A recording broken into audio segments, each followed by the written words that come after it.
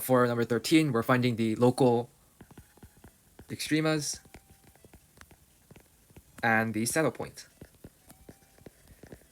So let's go through our steps. First, we need to find the critical points. I'll abbreviate to as CP.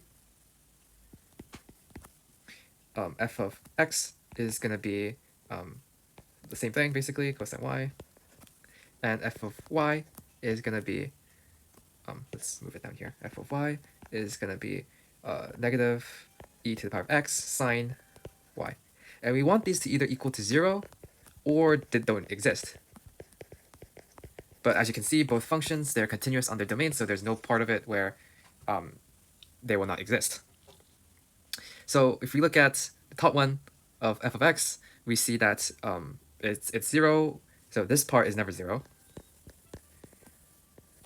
And so we only can see that if this place is 0, and cosine y is 0 when y equals to pi over 2 plus k pi, basically, where k is an integer. And for the bottom, we know that this is never 0. Same thing, and if sine y is 0, y is 0 plus k pi. So we see here that because these two can never be the same, there's actually no critical point for this function. And because there's no critical point, there's no point in running the second derivative test. And so in this special case is that there's no extremas, nor a saddle point.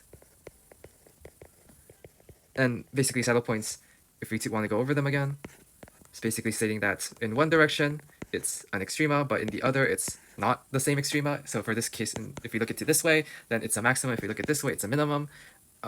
Basically, having no critical point means that in any direction we look at, it's not a minimum or maximum.